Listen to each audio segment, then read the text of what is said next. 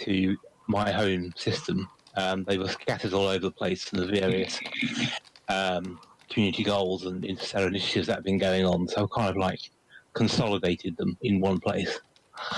In real life, let me think. What boring things can I say today? Oh yeah, my car had its first service today, which is quite cool because they now send a video of them inspecting the car, saying this is your car and this is how much tread the tyres have on it. So you get a little video of the car, which I thought was quite cool because I suspect it stops a lot of the complaints people have as you didn't inspect this or you said it was this and whatever. But I thought it was quite a nice touch to get a little video of them doing a car, which sounds an awfully sad thing to do, and it probably is, but simple things. Excellent news. Okay, Commander Silverine, how are you? Very well, thank you. What have I been doing? Been super busy, really busy, which means I have not really been able to play in the Elite, which has been a bit of a shame. I played a little bit today after the patch dropped, which was super fun. Just did a little bit of trading in my local systems. And I'm looking forward to testing out the conflict zones now that they've been patched. And apart from that, I've been working a lot over the last week. We had my new sister-in-law. Fuck, that sounds weird. Over for supper with her chap on Saturday, which is really fun. Opened a nice bottle of wine and they hung about until about midnight, which is quite late for us. And then I had a mate over for supper after work stuff on Thursday, and apart from that, I've not got anything to talk about really. Although today we did publish, we have just published the 5th issue of Parallel Worlds, the other magazine I work on as well as Sagittarius Eye. And I received the print copies of that today, and they look bloody lovely. So Grant, your issue is winging its way to you now, and any other patrons will be getting theirs tomorrow or the next day, I imagine. And I'm going to hop into London tomorrow to drop some of the copies off at the stockists that we've got there. So it's definitely the best one we've ever made.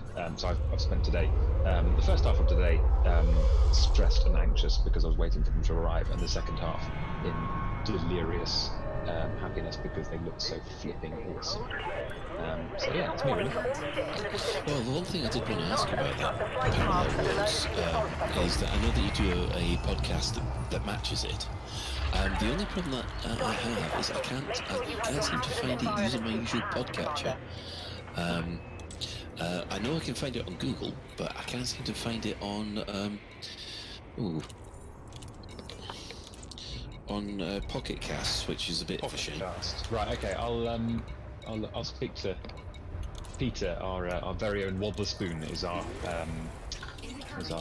podcast head honcho. So I'll speak to him and see how easy it would be to get on there as well. We are on Spotify and iTunes or whatever it calls itself now, and a few other bits and bobs. Sorry, what was that name again? A Pocket Cast. This is just a generic Android podcast catcher, if you like. Cool. All right. Just telling you because it's one of the most popular ones on Android. Yep. Just thought you might know. I know nothing about podcasts at all. Absolutely nothing. I was just like, guys, we ought to do a podcast. That was the extent of my input, basically. So, we'll move on to Mac. How have you been for the last week then, Mac? Oh, pretty good. We got the Orion Expedition launch from Beetlejuice on Sunday night, and we had much fun with instancing. Try as we might, we couldn't get everybody into the same on-planet instance on Beetlejuice 2. I've never known it to be that difficult, but yeah, we struggled. We tried everything, we could never do it. But when we went to do the mass jump, we had no trouble in space. Everybody got in the instance, and we had an absolutely spectacular mass jump, which was brilliant. So we're all headed out to the first waypoint, which is which is kind of a buckyball run because it's 15. It's a week and it's 15,000 light years out. So we have to kind of get a move on to make it there. So I'm actually doing that right now. I'm flying this expedition on my Al's account because he needs to get his exploration elite. So to get access to Ganker's Paradise, Shinrata Deseret. So yeah, working on that. And I've just, like, literally this moment, as we started, found a notable stellar phenomena. So that was my first discovery of the expedition so far. So actually, two notable stellar phenomena. What was notable about it? I haven't dropped in it. I've just scanned the system, so I'm just going to take a look at it now and see what exactly we have. So actually, if you wanted a bit of excitement and a buckyball, you could tell everyone the system, and then see if they can turn in the data before I do. Yeah. No, I'm going to risk it. There's a chance that somebody might fly through it anyway, because probably I suspect the bulk of people will be flying more or less a straight line due to the distance rather than going off in weird directions. But yeah, I want to turn it in first. But yeah, other than that, the weather's been absolutely terrible here. I've been doing, like, on the weekend. I don't think I left the house once on the weekend. The weather was just so dreadful. And then yesterday we had gale force winds, and we had a bin lorry went in a ditch, and all sorts of stuff happened. So yeah, mostly indoor activities. I did on the weekend. I did get a PCB designed. I'm building a direct digital synthesis oscillator for a radio. So that's probably all I need to say about that. But I did get the PCB sent off to the fabricator. So hopefully I'll get those back to solder up in a couple of weeks as well. So yeah, that was basically me. Okay. Commander Psycho Cow, Happy New Year. Nice to see you. What have you been up to? Happy New Year! I've just been monitoring the stream just there, so I was a bit double voices going in my head, so I'm feeling pretty much like normal, because that's pretty much what my normal existence is like. Just voices in my ear, all telling me to do things I don't want to do. No, I don't want to. I thought that was the voices in your head. I think they are. Not the voices. No. Okay. Well, I'm really sorry to ask this, but it has to be done. The bathroom? Yeah, it still exists. Do you know that game Flux? If you think about it like that, it's kind of done and it's also not done at the same time. And if no one looks, are you telling me this is Schrodinger's bathroom then? Yes. It also either needs flushed and doesn't need flushed. No, that's just put a mental image in my head. No. Now, I did take part in, we had a number of things going over the last couple of weeks. So, of course, we had the massive showstopper Hutton Truckers show, the Muggies, on the 2nd of January. And there was a ton of work put into that and then on the 9th, and that was great fun. That was such a laugh. And before that we had the Geyser rodeo that Chris Whittam or Rampage had arranged, and I was there in my little SRV getting blasted up into the air and seeing who could get the highest, and that was a load of fun, although typical Elite gameplay where you rush like a maniac to the geezer that's going like a mentalist, and as you get there and jump into it, the damn thing dies off and you look like a plonker, but that's kind of normal. And I'm also getting ready for the next big trucker event, which should kick off Thursday, I think. Not sure what the acronym is. I've heard a few different versions of it. Mist, Hot Mist, various different ones, so I'm not sure what it actually the final one is. But they are going to deliver a mug to every market in game, every station, every outpost with a market. 57,000. Careful out there, Commander. Hang on, there's 57,000 stations in this game. With marketplaces. Heat sink deployed. Oh, bloody That we know of. Yes. Of course, yes, because there's Raxler as well, doesn't it? Obviously.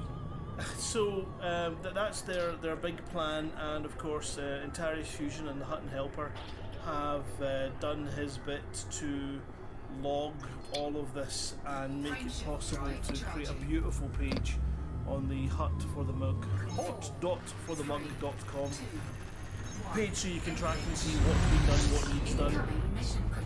Let's say the details are all coming together, and well, it'll be interesting to see how quickly they get this one done. But I think, you know, like the 80 Days Reverse project, if anybody looked at the heat map for the commander locations on the star map video that shows how it's progressing day to day, hour to hour, and if you watch that, you get all the different things like the elite logo and stuff in the past, little words someone wrote elite and things on the star map, lots of clever little stuff.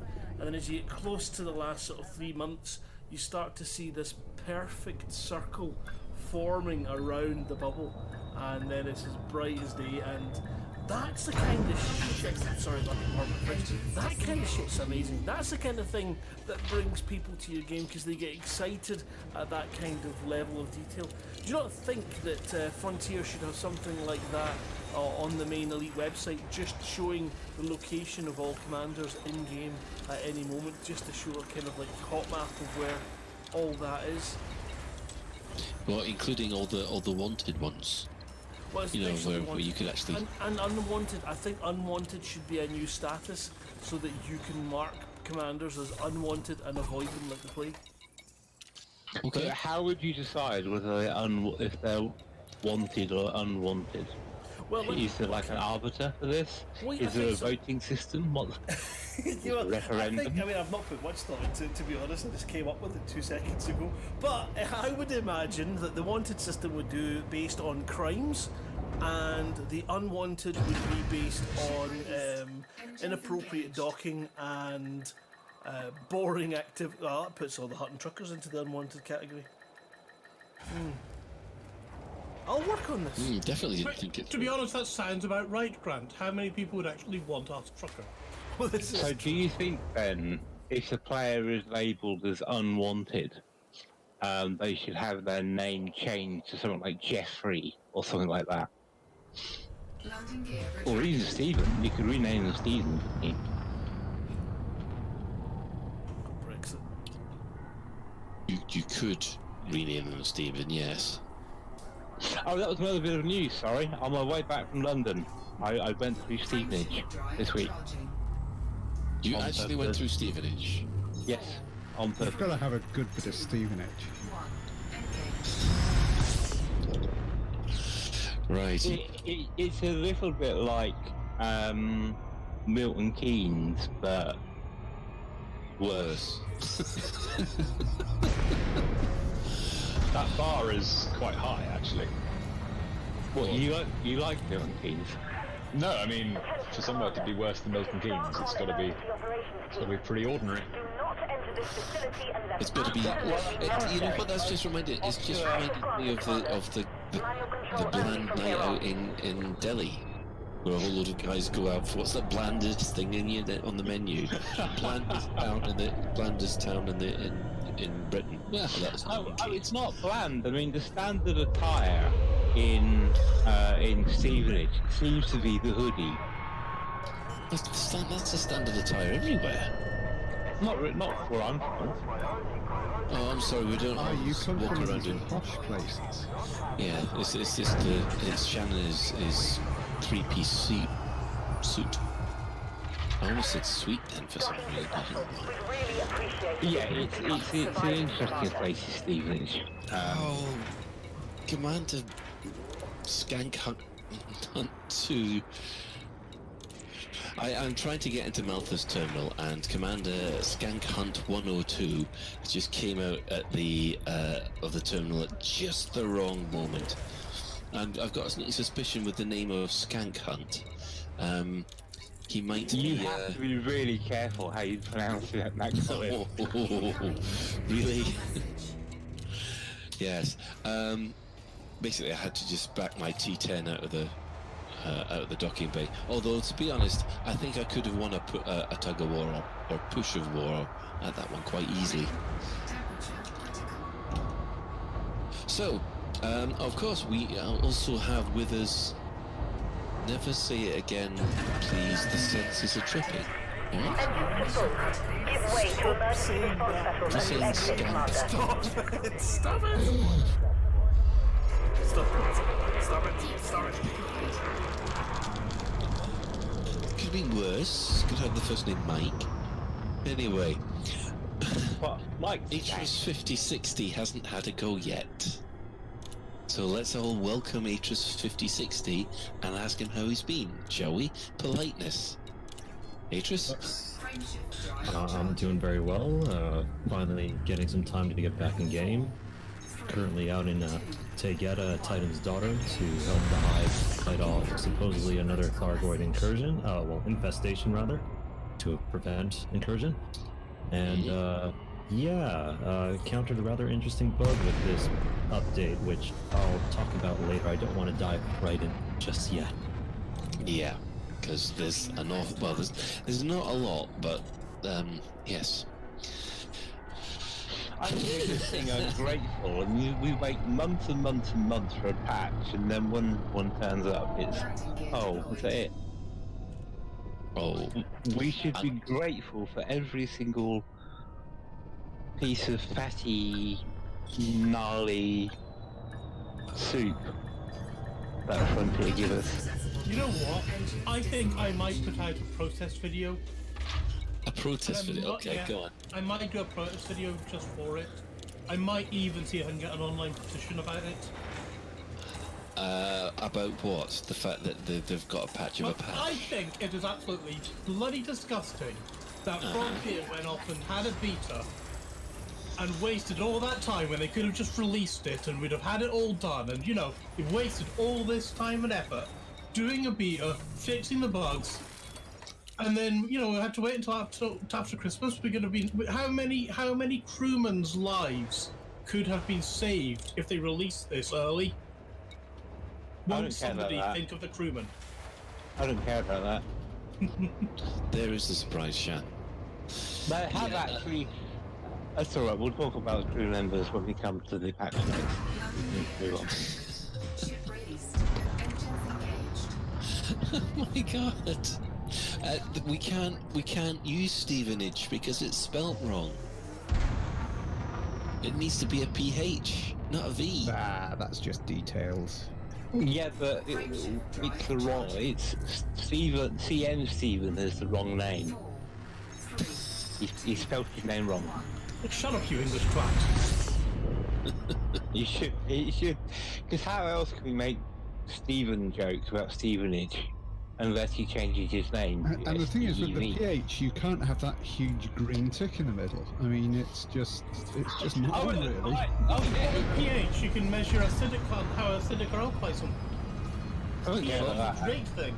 But not how Stevenage salty got a it is. very... Stevenage got a very arsey looking tick with the V on the sign as you correct it. So, yeah. Ladies and gentlemen, you may, this may come as a surprise to you, but people don't want to talk about the patch. They want to talk about other things, which kind of shows you how much enthusiasm they've got for the patch. Can we talk about Steven? We always talk about Stephen. We talk too much about Stephen. Stephen ended up very, very drunk because he said he'd want to go, he'd match every time he mentioned the word Stephen, he'd take a drink. Yeah, but is the Stephen... when we say Stephen, is he counting us when we say S-T-E-V-E-N or S-T-E-P-H? Because if he's counting the PH bit, he's not going to drink as much as if he thinks he needs... Stabilizing temperature levels. Lovely. He's a kind of phonetic guy. I mean, did you hear what he did for us Hutton Truckers for the Muggies? Actually, I didn't. What did he do? Well, let's just see if you can... I will play a little clip and see if you can make out... this is a clip from the new based on Rabbi Bum's poetry. Actually, to be honest, it was to be honest. Rabbi Bums. Rabbi Bums. We You uncovered. said Raymond Burns. We uncovered an ancient poem written by Rabbi Bums called Fare Thee Well, Sweet Mug of Mine, and apparently we reckon this is what Dan Smith or Commander Human based the anthem for the mug on. But if you have a listen, see if you can make out.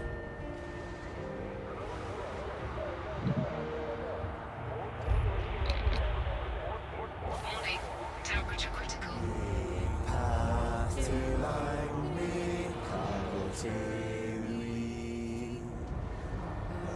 Warning, taking heat damage.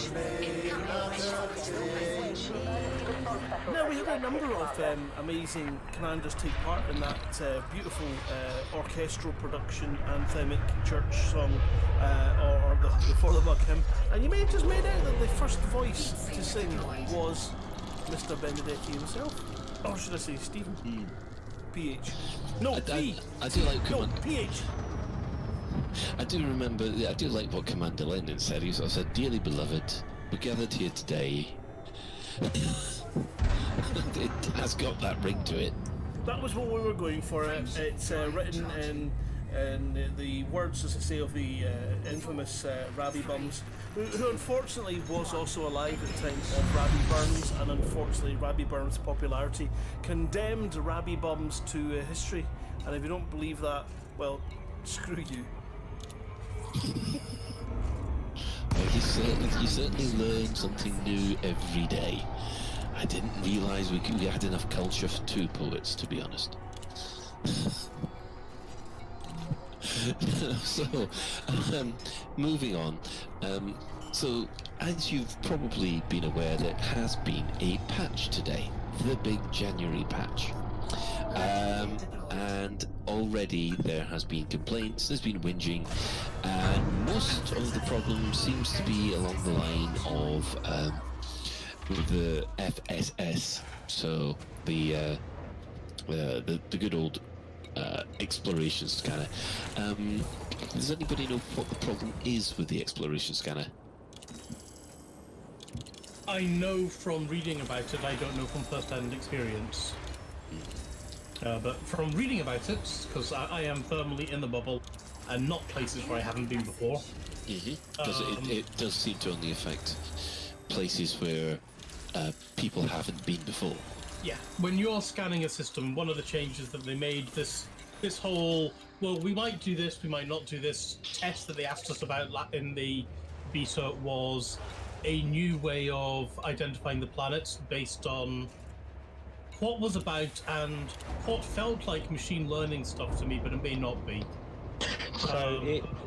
So, Ben, if you've never been to Space Stevenage, what's the effect of this bug? Can you sort of like you talk If about I had never been to Space Stevenage, then I could go to Space Stevenage and I would scan the place, and my frame rate would plummet, I would jitter and I would jutter, and I'd pretend it was like the 1960s. just like going to the real Stevenage then? Well, I might be jiving. Actually, that's a bit generous, isn't it? But anyway, once I've eventually gone up and done all the probability on the planets, then apparently it stops juttering and jiving and comes back to you and everything's fine again. But the good news is that Frontier have figured out the problem and will be releasing a patch tomorrow, I believe, to release that. There was another bug, wasn't there, that I read people talking about, was stuttering. That's the same one. Yeah, it's related. It's just it basically stutters every. It's not just in the FSS. It's like I just entered the system now, and it's got a few landables in it. So basically, the frame rate was horribly stuttery and kind of slightly headache-inducing in VR, possibly vomit-inducing for some people. But yeah, it's not a smooth experience anymore. Although, on the other hand, there is, looking for the upside on this, is you can instantly tell whether there's anything worth scanning in the system, because if it doesn't judder, you know there's no landable planets. So Right. without even having to start the FSS, you can tell just by what the frame rate does. So there's actually now 3 ways to find useful planets. You can wait for the thing to resolve and to find out exactly where the things are. You can use the likelihood system, or you can just wait for the frame rate to plummet. Yeah. Lovely. Okay. Well, just going through. I mean, we went through some of this last week, but the big 3 takeaways from this patch are effectively new stuff for the BGS, and obviously the new exploration mechanics, which have obviously had this knock-on effect. And then the big one I think everybody was really happy about was the fact that you can save your crewmen. Well, everyone except Shan, because basically he liked executing crewmen. Well, I'm going to be a bit serious about this.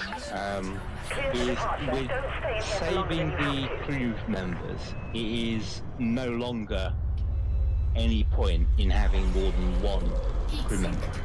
True.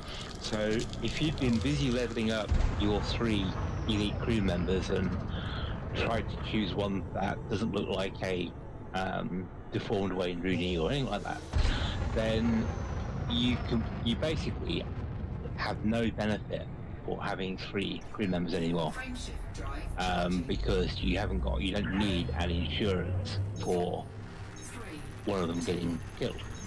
True. But the other thing about it is they have increased, I believe, the amount of rebuy you pay for a crew member. It's up to, I think, 2 million for an elite crew member. Correct, yes. Now, personally, I wouldn't pay 2 million for an elite crew member. They're not worth it. Because in my testing a while ago, what tends to happen is they get really good when they are about competent dangerous. And then a lot of them have a lobotomy between dangerous and even elite, in that the AI just seems to go funny, and they don't shoot you stuff accurately, and they don't use the pips properly. So it's almost like they have a lobotomy. So if you have an elite crew member, make sure you blow your ship up with it in, and don't rebuy it back. Kill elite crew members. Too expensive, not worth it. So save them at dangerous. Yeah. Okay, interesting. And can you really put a price on friendship, though, Shan? Think of all the experiences you've been through with that crewman to get them up to elite. Yeah, but you've got to remember, Shan doesn't bond with his crewmen as long as like other commanders do. You know, there's been quite a few commanders who are very upset when, obviously, they've been ganked and lost their crewmen. I think Shan would bond with his crewmen. If he was out on a desert planet or something like that, he would happily sacrifice his crewmen so he has something to eat. Well, yes. Obviously, you've not looked up the word bond in the dictionary, then. No, if my crewman... Well, those forms are like... You hold a funeral. I'd hold a funeral. We got close. I mean, we'd done the Minerva Centaurus expedition together. We've been to the 0% Club. We've done all this stuff. You know, all these shared memories. You know, I'd have to have. It'd be absolutely terrible. It'd be crushing. I'd have to have a funeral. I mean, Mac, would you pay 2 million to have your crewman back? Absolutely, in a heartbeat. So it's just heartless Shan that Yes. we should just ignore. I don't know, a useless money sponging. I think we agree that Shan's opinions on money are to be totally disregarded. Well, yeah, because he's like the 0.001%. Exactly, yeah. But the fact I care about 2 million credits and wasting it is Evidence probably that why. Christmas Carol was probably about you. Which it says you should also probably join the EastEnders company. I've now got an image of Shan. He's got Bob Cratchit as his crew member. he's flying to make sure Tiny Tim can still eat. Yeah, absolutely. Yeah. Can I have Christmas Day off, please, Shan? No. I want you in at 8 a.m.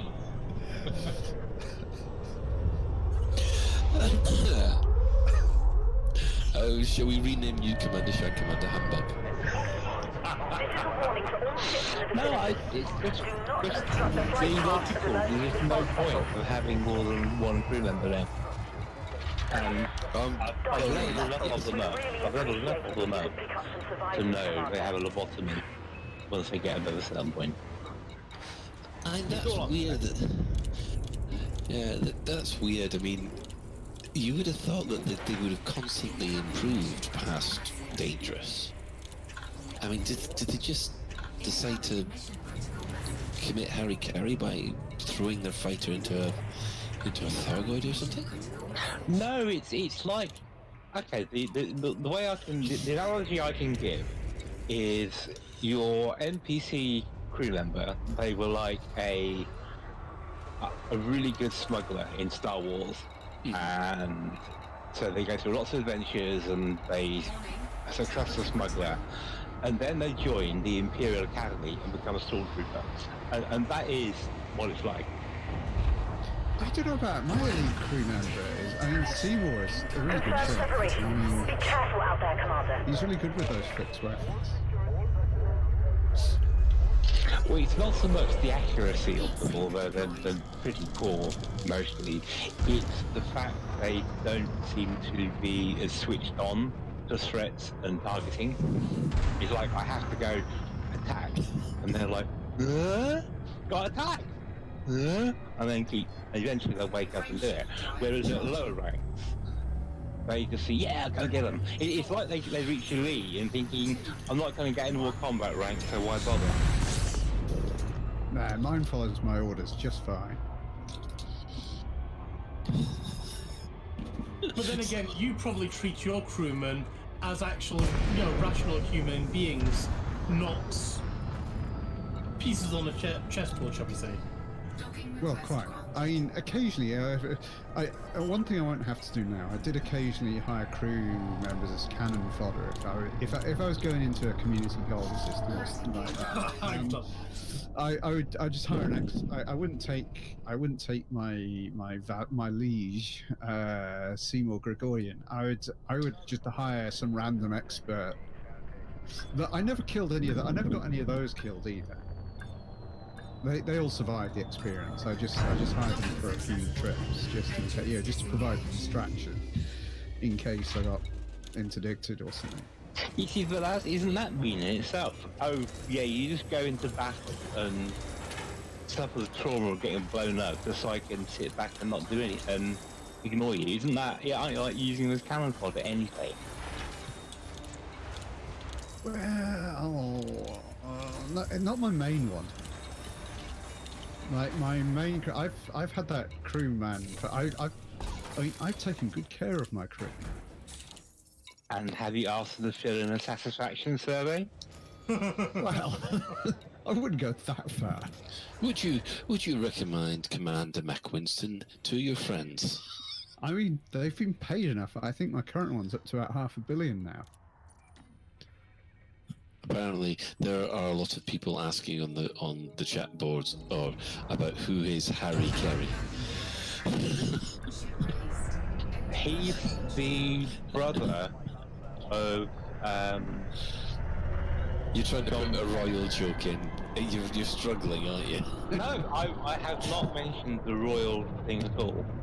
Although my NPC crew members have expressed a wish to be independently wealthy now. You make them independently wealthy. Yeah, I mean, the fact they've actually, in total, my crew members have made 19.5 billion credits between them all is, I think they can get treated how they like. Jonathan T-Time has made the observation as for working for Commander Shan seems similar to working for the company in the Aliens universe. his point being, Absolutely correct. It means you'd make a good CEO of Wayland Yutani. Yutani, yeah. Yutani, yeah. That was a decent crack at it. Yeah, it wasn't bad. Yeah, I mean, it wasn't a correct reading of a name. No, but considering We've accepted that that's too much to hope. other than it sounded English, it was, you know. You all know gibberish is my first language. Anyway, so now that we're all sorted about the crewman thing, obviously there's the background simulation things. Although someone has already pointed out that there may be an issue with some of the commodities which are not being restricted or nerfed, they're just being normalized, I think. Balanced. Didn't we call it a balance pass last week? Because Rando Calrissian has said that there's an issue where him and a friend were mining and they took Paynite back to the station. One of them saw it going for 923,000 credits per ton, while the other person saw it going at 623,000 per ton. So hold on. So pricing in stations is account specific. It did seem that something was odd there. Yes. Were they so docked? shit. Were they docked at the same time? Doing or had one already done the transaction before the other one started? Because I think the idea is that basically when the transaction's over, then it'll be adjusted. So, I mean, I'll have to check this. We'll have to do some experiments on this. But basically, if the second guy turned up a few minutes later, then the price could have already changed. Yeah. They have submitted it as an issue for investigation. So we'll just have to wait and see whether or not it is the oh, for goodness sake, all these appropriate commodities, which are Alexandrite. Oh, come on, that has got to be a Stephen Benedetti, isn't it? Benitotite. I'm sure they'd put half of these things in just to wind me up. Well, there's low temperature diamonds, monzite, mustagravite, paynite, rod plumsite.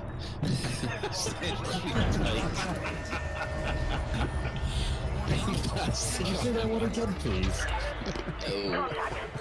Oh, come on, just make it come. Did I really hear Rodden Plumsite? Rotherham. Is that roddenplumsite.com? Rotherham. I know I mispronounced that one, but no way did we go to Rotherham. That's almost as bad as Stevenage. No, nowhere is as bad as Stevenage. I was going to say Stevenage probably makes Rotherham seem pretty upclassed, to be honest. Apparently, according to Google, and also actually according to the Stevenage Comet newspaper, someone who lives in Stevenage is called a Stevenageite. So I'm just wondering, is that a mineral that's been sure. Benitotite is a rare blue barium titanium oh, for God's sake, chrysolite. Oh, no. Anything more than 4 syllables I've got a problem with. I think that's my limit. Local 3OS has come up with a new mineral, which Yeah. I think Al would be interested. What, unfinished bathroomite? Highlight. Cannot pronounce it, yes. You know your 4-syllable theory? Yes. Well, Mac is only 1 syllable.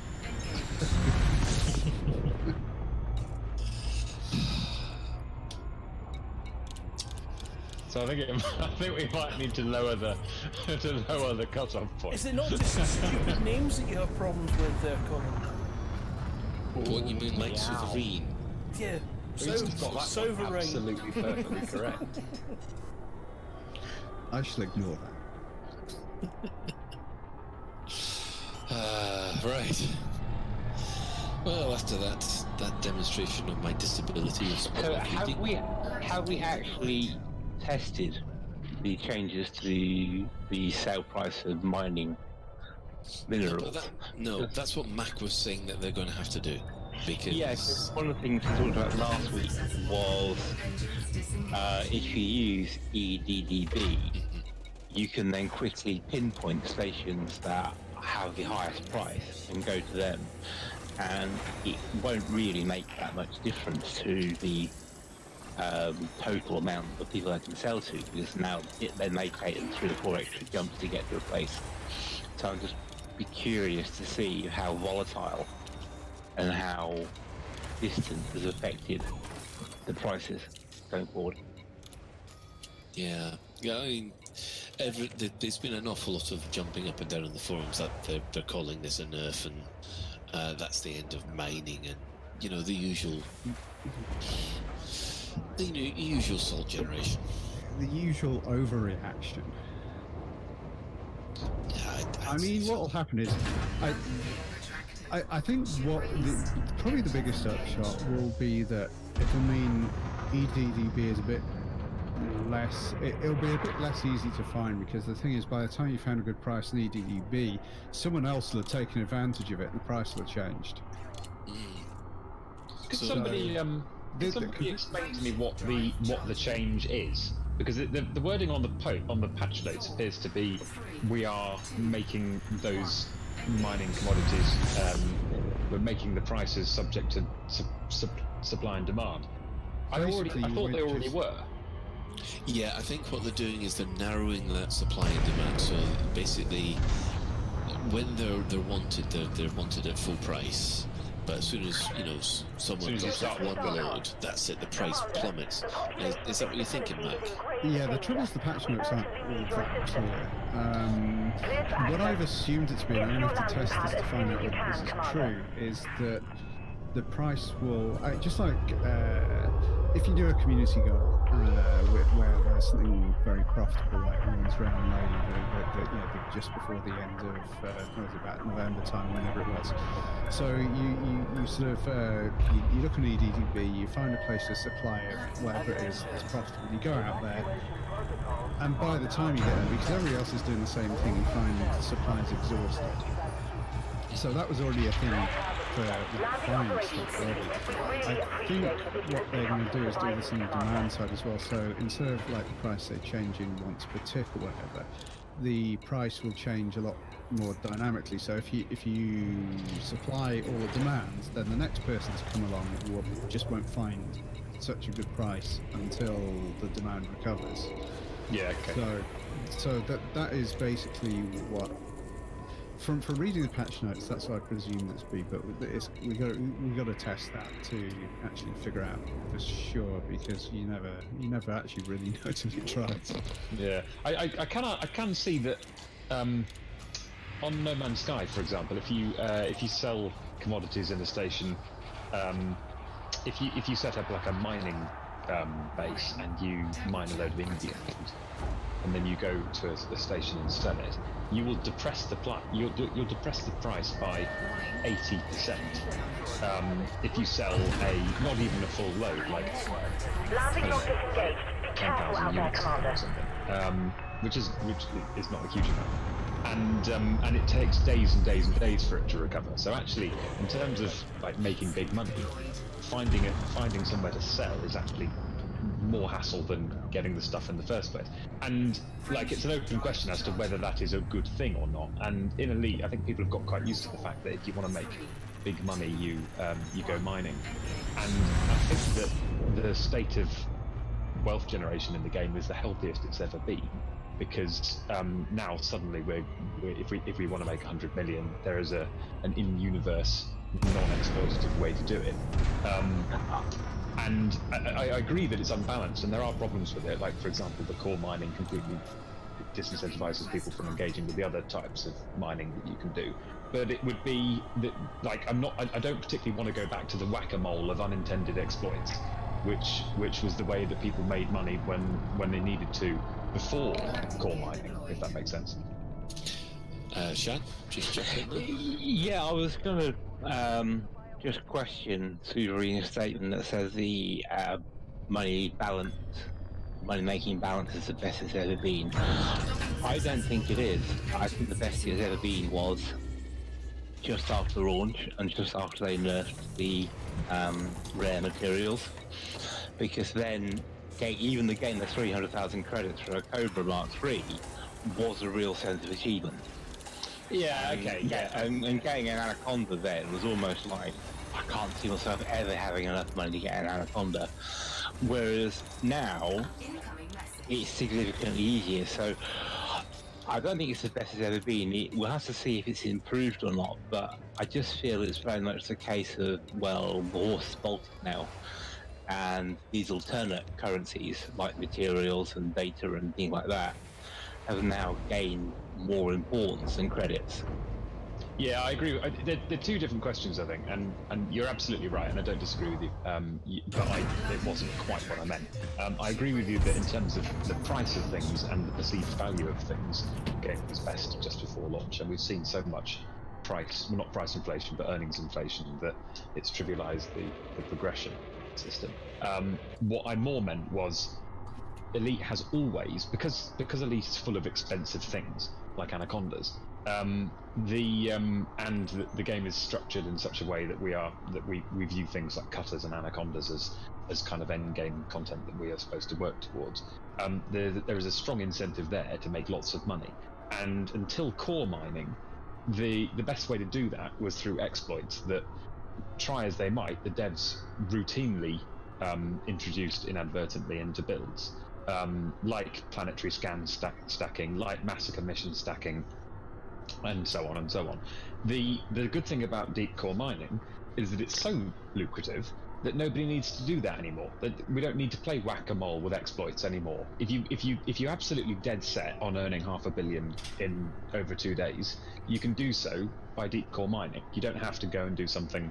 You don't have to go and spend 4 hours board hopping like people used to. And I think that's a good thing, because it accepts the fact that some people just want to make a ton of money, and if they want to skip content to do it, then fine, power to them. Like, it doesn't affect us. I don't. One risk with the if it's harder to sell Void Opals for a good price, we do risk incentivizing people using those sort of exploits again, and the constant game of whack-a-mole that entails. Yeah, it's just that I do have a bit of a... maybe I'm just being a bit of an old grump on this one. I do kind of hanker back to the beginning of the days where you didn't have those either exploits or the void mining, because basically that first bit going from Sidewinder to Cobra, I found the most enjoyable part of the game. Once you've got past the Cobra, it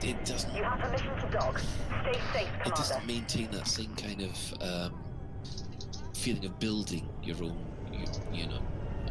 your next ship. It just kind of opens up to having fleets, and it kind of, for me, loses something a bit there.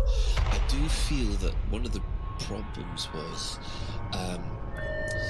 the further, when you are actually building up your ship, and you're starting the Sidewinder, gradually up to the Anaconda, when you start getting up to the big ships, there weren't the missions there that could pay for the modules.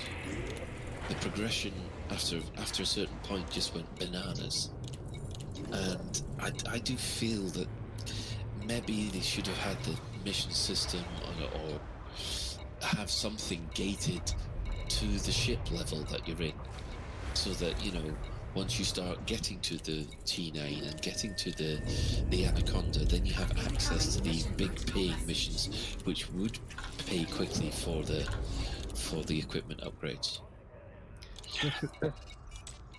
Sorry. The thing is, though, I just want to talk about the exploits and stuff like that, is in any MMO, you will always get this whack-a-mole in the economy.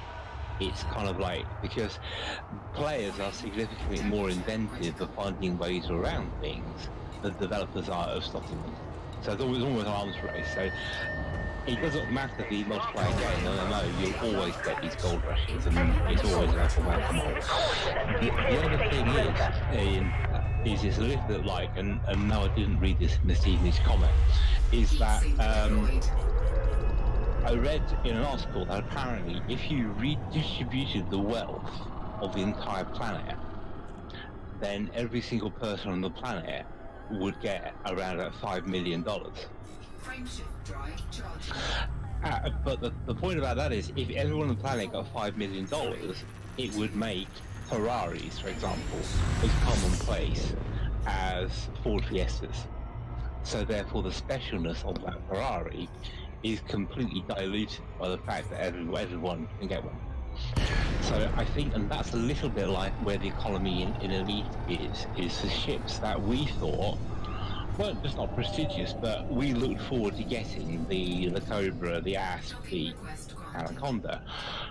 They no longer feel as though it's achieving getting them, because regardless of the system you use, be it core mining or whatever it is, has now become so quick and so trivial, they lose their specialness.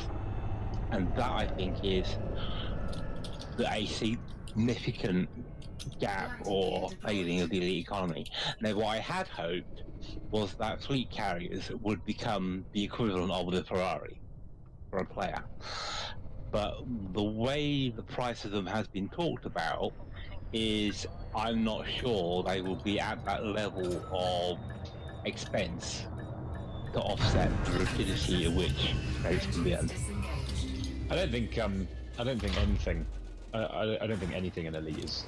It's interesting that you make that point. It's clearly something that motivates you up the progression scale, whereas it never was for me. I don't care how many people. And if you really want to be different, the way to do it is to fly an Asp Scout. I agree that everybody. It's much easier to get up to the cutters and anacondas. It interests me that might disincentivize some people from buying it, because that's not something that would have ever occurred to me. I think, I don't know how true this is of other MMOs, and no doubt there is one in particular that we'll soon be enlightened about.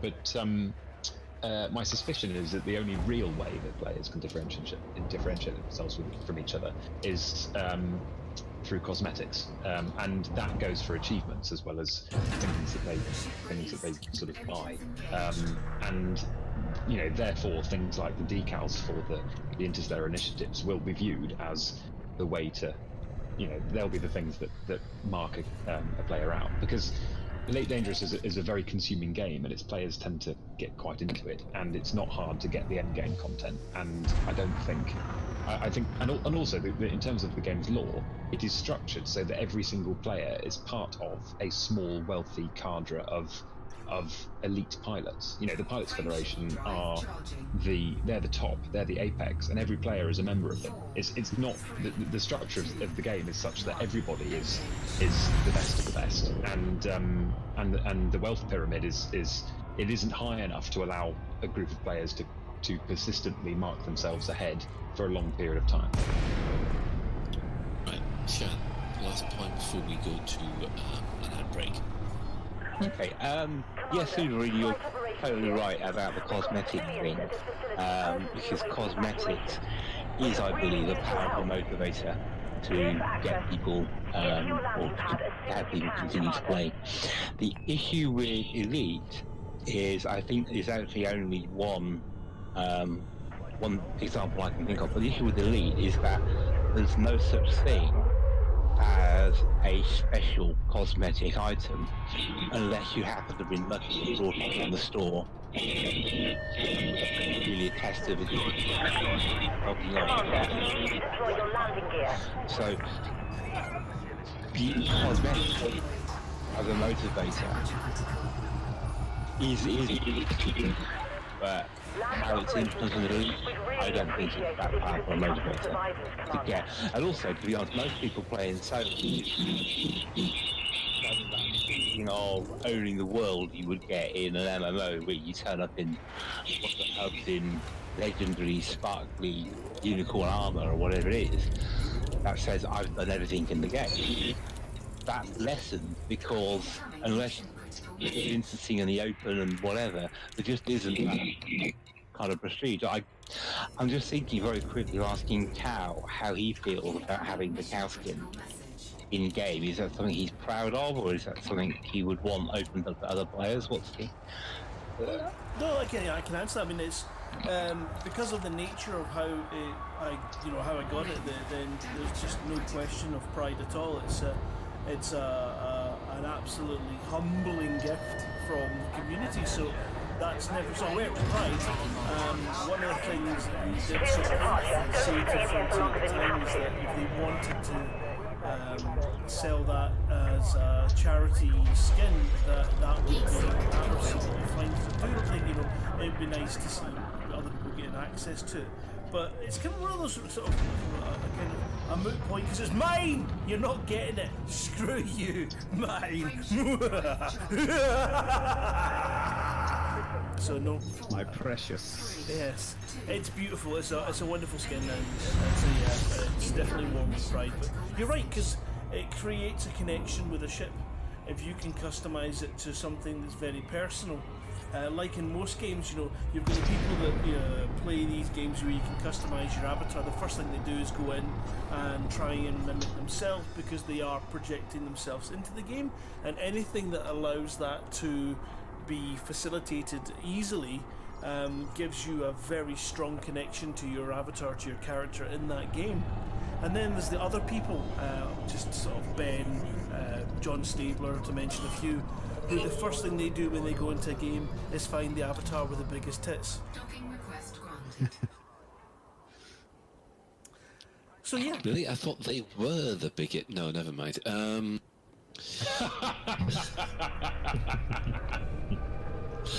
that high-class quality quip, can we take an advert break, please?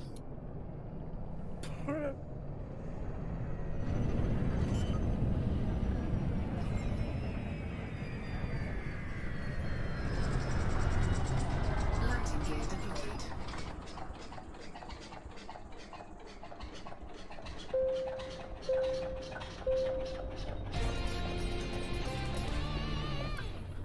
This is a public service announcement from the Fuel Rats.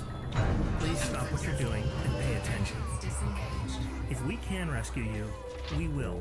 But you can help us help you by following these easy steps. 1. Fly 50 light seconds or so from the system's main star and drop out of Supercruise. 2. Note down the current system and the nearest stellar body. 3. If you're on emergency life support, log out immediately. 4. Go to fuelrats.org and click Get Help. 5. Stay calm, hold your breath, and let our seasoned professionals do what they do best. The Fuel Rats. We have fuel, you don't. Any questions?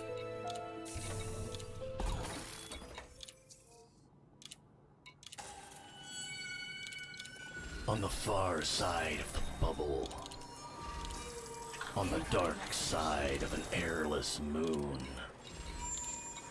on the slightly more interesting side of a ravine, there lived the Engineer.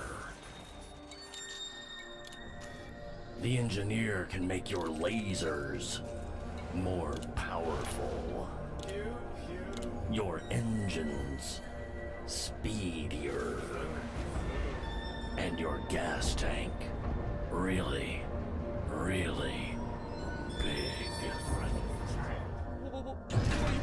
I want fish. That's right, fish! Carp, char, chub, jack, loach, crabby, buckwheat, prickleback, sole, snook, snake, tang, wahoo, wapagong, banjo, banga, snook, sole, shad, scat. Come on, fire with the long-nosed cat. Nibblefish, northern squaw, hoopa hoopa nooka nooka wappa wappa. What about Swedish fish? Why the hell not? You're in the wrong commercial. Well, shit, fish, because, space.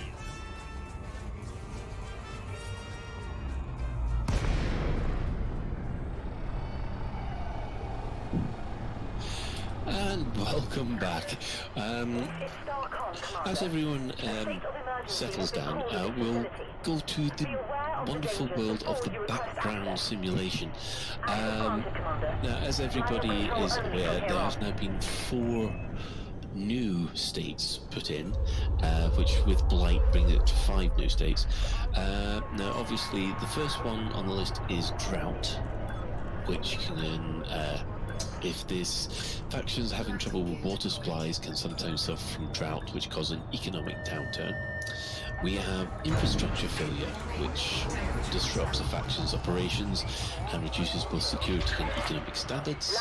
We've got terrorism, which can target prosperous factions and results in a significant security and influence cost. Natural disaster. Oh no, it's 5, including 6, including Blight now. So we've got natural disasters and public holidays.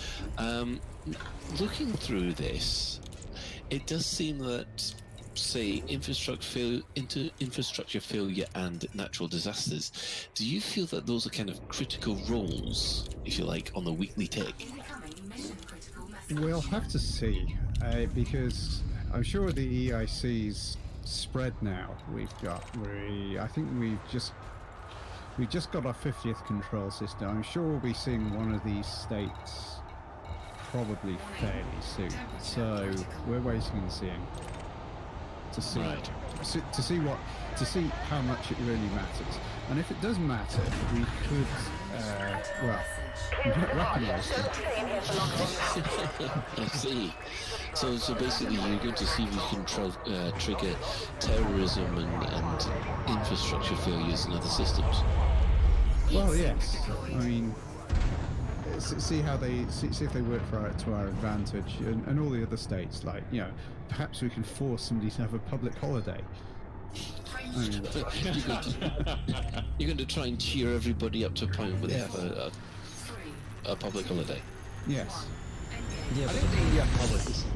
Sorry. Go ahead. No, go ahead. I think that these states are. I'm really pleased to see this. This is actual development rather than bug fixes. So it's stuff we weren't expecting. So thanks, Frontier, if you're listening. But the states, I think, are really interesting.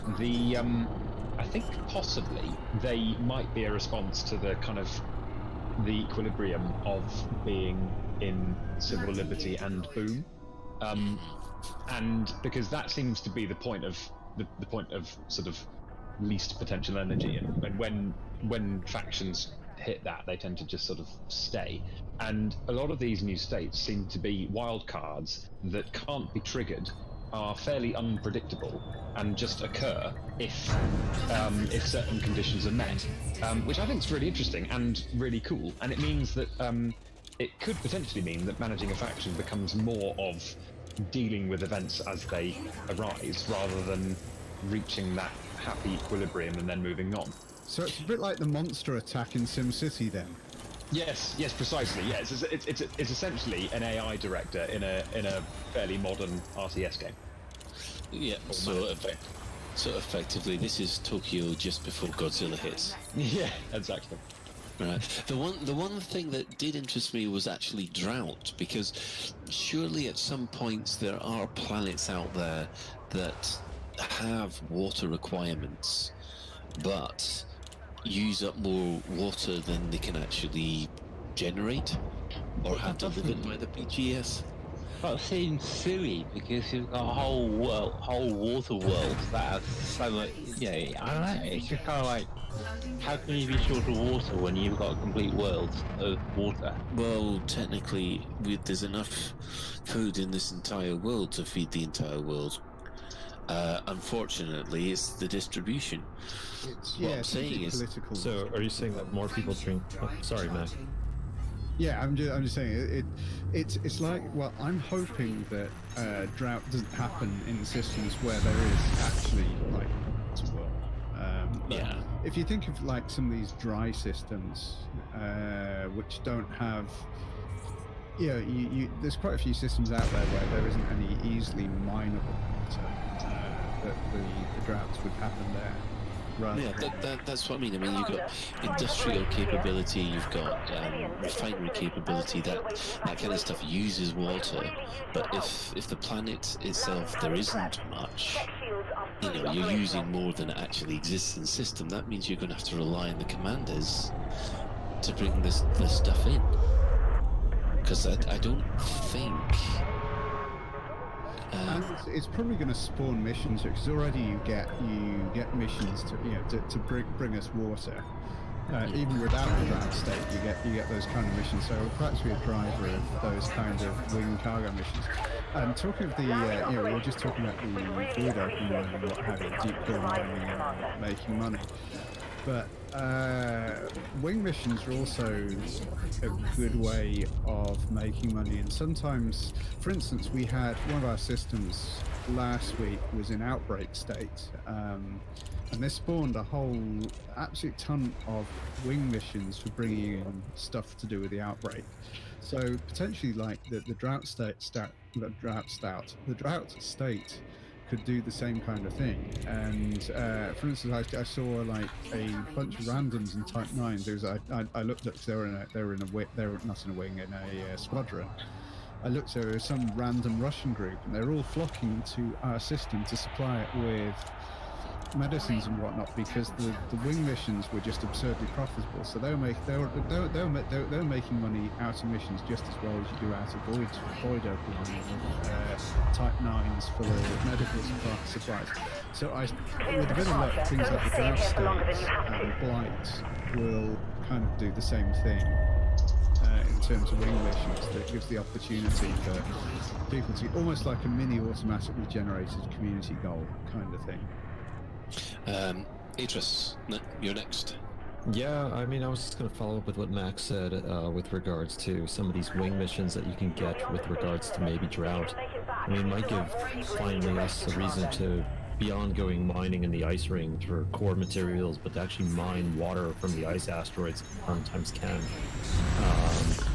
And then as well as with public holidays and things like that, people are already reporting that it's actually a better combination to sell your void opals and low temperature diamonds at, and painite as well, because it's boosting the prices something ridiculous.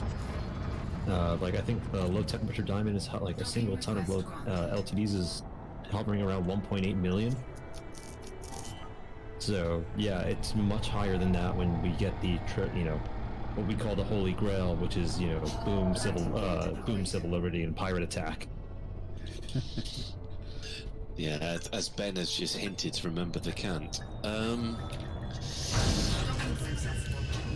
hopefully no one explodes while they're ice mining, but shit happens. It is a dangerous thing to ice mine. So I mean, I think we're all in agreement that the new BGS states are thumbs up. Hell yeah! I mean, it's all about the implementation we've seen as patch notes. But broadly, yeah. I mean, that's deving. That's proper deving. That's not bug fixing or issuing statements saying that they're going to announce something in 4 years' time. That's proper making the game better. We're all for it. And the other thing about wing missions is we're having a bit of discussion last week, and we found what we kind of came to an agreement of on Discord was like. Elite really comes to its own, not PvP or PvE, but PWP, player with player, when you can get groups of you together to do stuff, even if it's quite mundane. The fact of doing it together makes it a lot more fun. And the trouble is, Frontier kind of started out in the early days by kind of doing everything to discourage player with player. They would make it so you got less stuff if you did stuff in a wing, or less whether it was less bounties or less elite rating or whatever. But a couple of patches ago they relented on that, and they actually made it so effectively playing together made you powerful, as it were, so everybody got the same reward, so everybody got the good reward for and it kind of encouraged player with player, so people do it now and have discovered, hey, this is actually quite good fun, doing this player with player stuff. So yeah, hopefully these statements will encourage. Okay, Sovereign.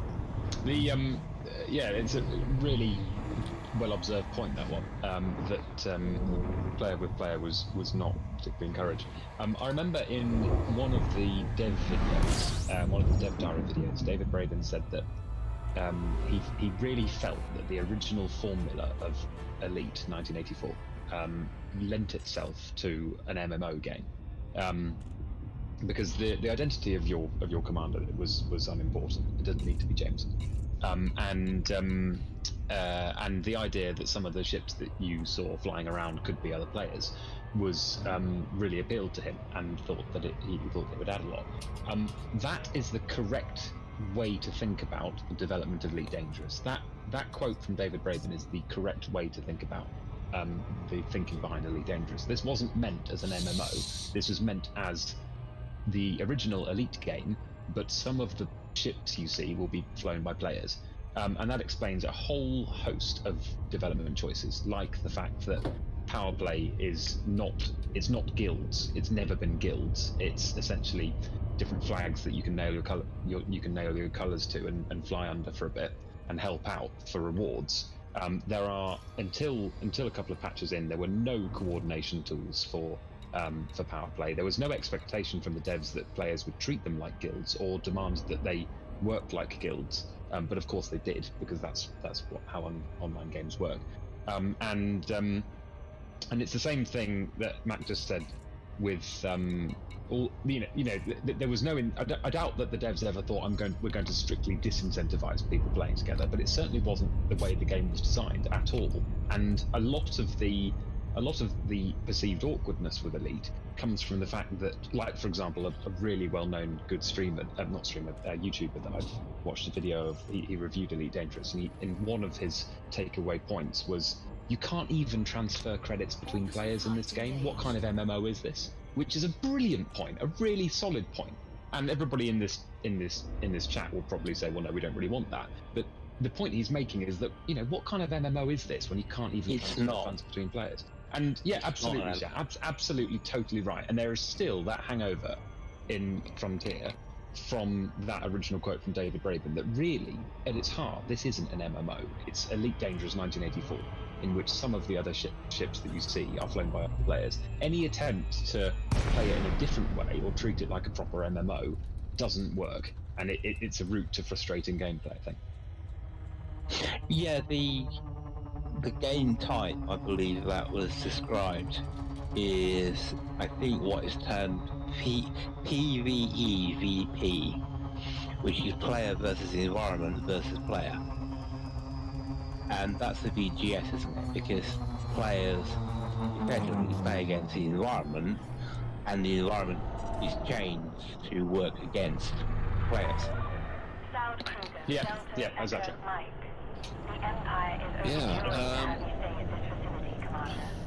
I mean, one thing that I do want to touch on is that one little section did jump out at me, because I thought we were never going to see this again. There was bug fixes for power play.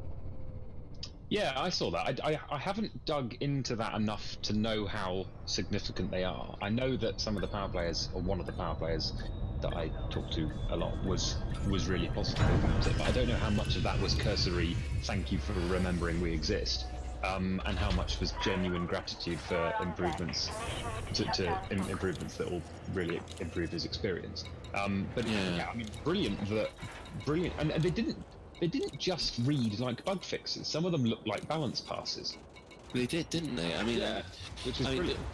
Looking at it, I did a quick comparison to the proposals that Sandro did, and I mean, there's not anything there. It's not gone open just before everybody jumps up and down and starts screaming. We didn't mention it. It's not gone open. They've just actually put a couple of balance passes through it. But I just thought it was actually nice that power play actually got something, because there are people out there that still play it, and those people that play it really play it. But yeah, I just thought that nice thing to see.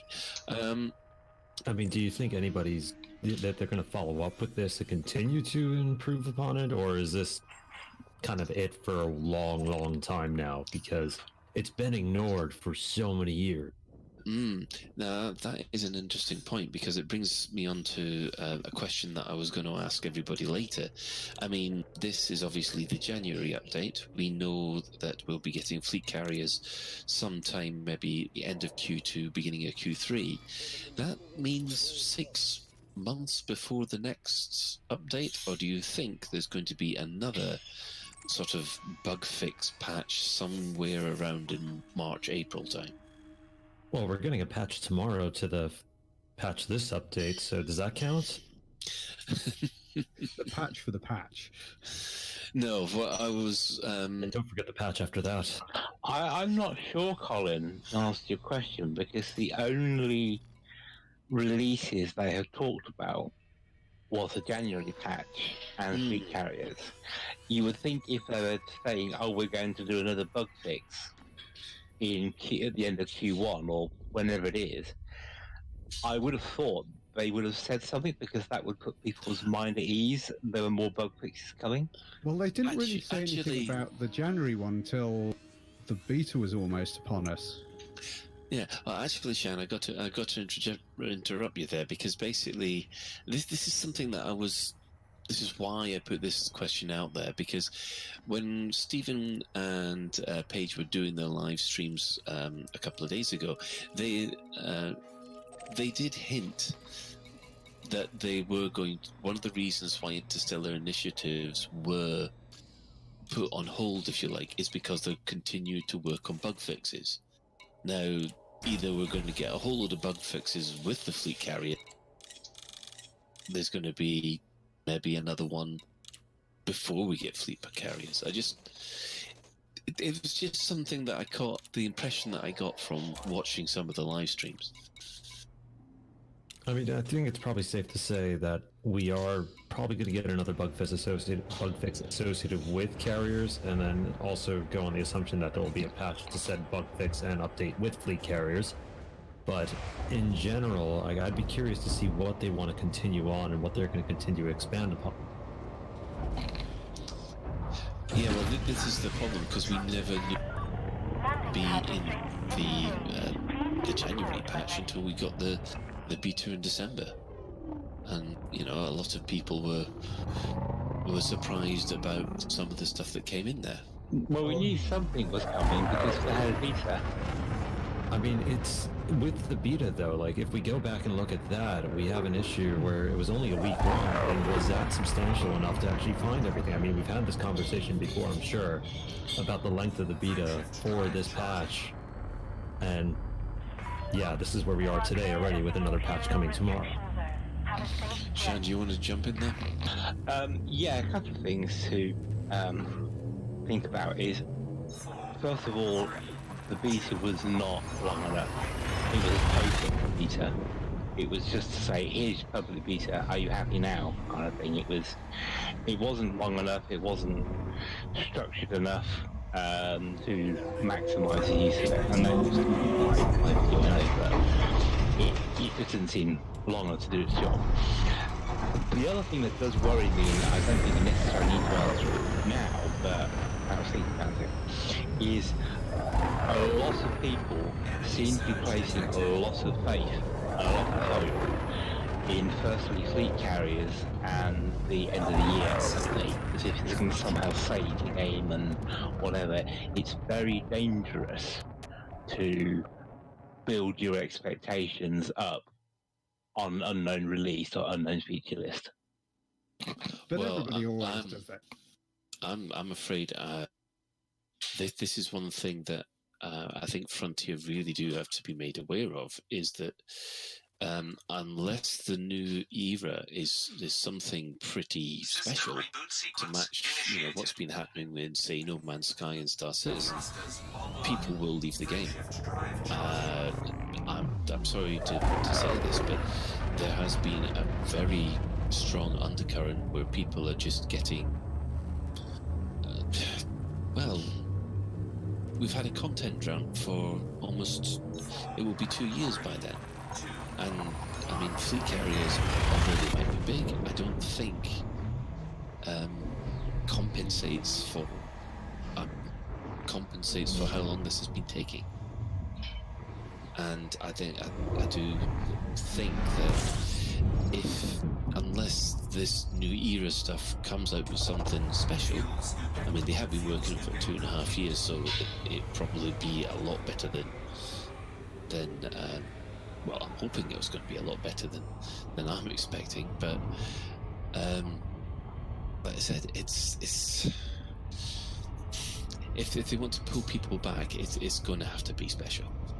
The advice that we shouldn't get our hopes up too much is sound advice, but this is absolutely what Frontier has trained us to do. They have trained us to view the 2020 update as a silver bullet for the game. Before it launched, it was all you'll be stowing away on each other's ships and hunting dinosaurs and stuff. A year after launch, it was congratulations, well done everyone. We're landing on planets now. That sequence of events set a series of expectations that every year there would be a major content update, and it would be paid, and it would get us closer to that dream that was originally sold of atmospheric landings and space legs.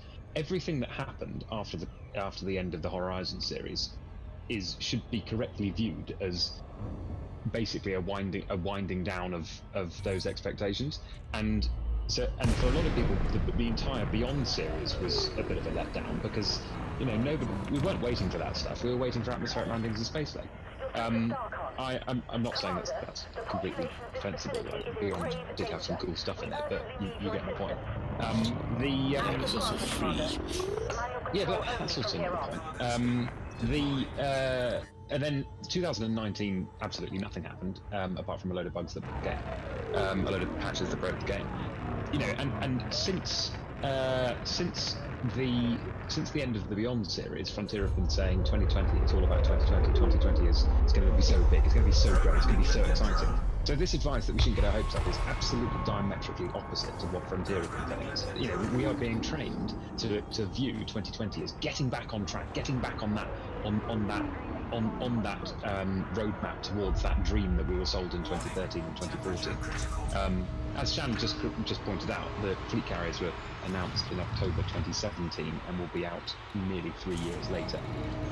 So I think the point of don't get your hopes up is a sound one. It is certainly the opposite to what Frontier are asking us to do, which is to get our hopes up as much as possible and push our frustration with the pace of change with the game into the future. Okay, I'm going to go with Atris first, actually. Okay. And then back to Shan, if that's okay. So, Atris first. Yeah, so I think just one of the key questions I have, because a lot of people keep posting and talking about on Reddit and the forums that fleet carriers are going to be the thing that brings them back to the game, but I'm just trying to figure out still, and I kind of had this feeling when they announced it at Frontier Expo back then, was, why? What is going to be so special about them other than being able to carry your fleet around? Is it... I've played quite a bit, and I've never felt the need that I need to have all my ships with me at any given moment. And on top of that, I kind of like the idea the fleet carriers are going to be for squadrons only and not for for individuals. And totally agree. Yeah, I think when we actually get them, people's expectations have exceeded.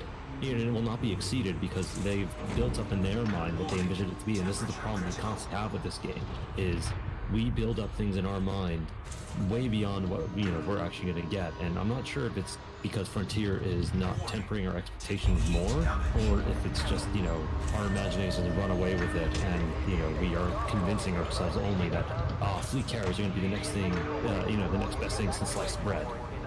In the absence of anything else, that's all that players have to pin their hopes on, isn't it?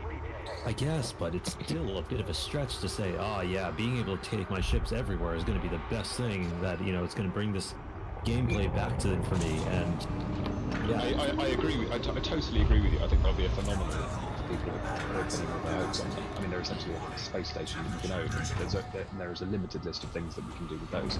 I remember. Can we just go jump to Shan here? I remember when fleet carriers were first announced, we had the Beta Radio live broadcast on it. And I remember at the time asking the question, they sound fun, well, what are they for? What's the point of them? And I think that may be one of the reasons why they've been delayed, is because perhaps Frontier have been actually looking for, well, what's the point of them?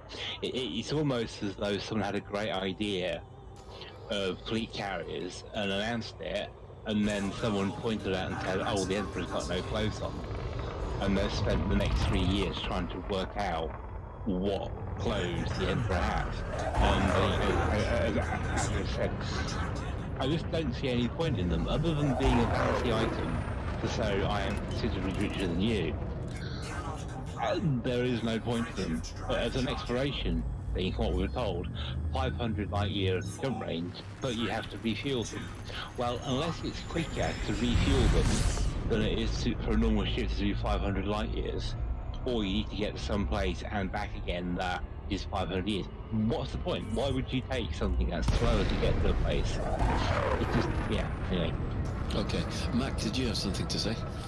Yeah, it's always marketing versus reality, really. I mean, Frontier are going to cause GFX because they want to get people to like get on the, you know, especially those without, especially the non-lepers. Oh boy! You've now mentioned the forbidden word. To like plonk their money down and start pre-order, because I'm sure there'll be a pre-order on Steam or so. But you know, it's a paid expansion. They probably want to G up a little bit of expectation so people buy the damn thing. So they're going to market it, and well, they have been working on it for a while. So, but I mean, I'm sure it's the usual cycle. It's the Reddit Elite Dangerous cycle. And it's been happening for, well, since the game, even before the game release. What you get is between releases, you kind of get this kind of normal background level of screenshots and people whining about getting ganked in community goals, and people whining about getting ganked in Shinrata, and people whining about combat loggers. You get that normal background noise. Then, as we approach a release, you get this ever-increasing crescendo of hype that reaches levels that are just absolutely absurd. Then there's the release date. Then, of course, everything crashes in a heap on release date because everybody tries to log on at once.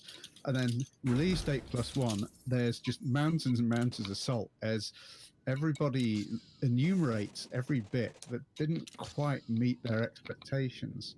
And then after a while, everybody realizes, well, actually, the game it's fine. I mean, I enjoy playing it, and people get on with playing it, and we go back to the background noise of screenshots of asps in front of things and people whining about gankers, and that's just repeated itself now with every release cycle, and I guarantee you it'll repeat itself with the big 2020 update and with fleet carriers for that matter.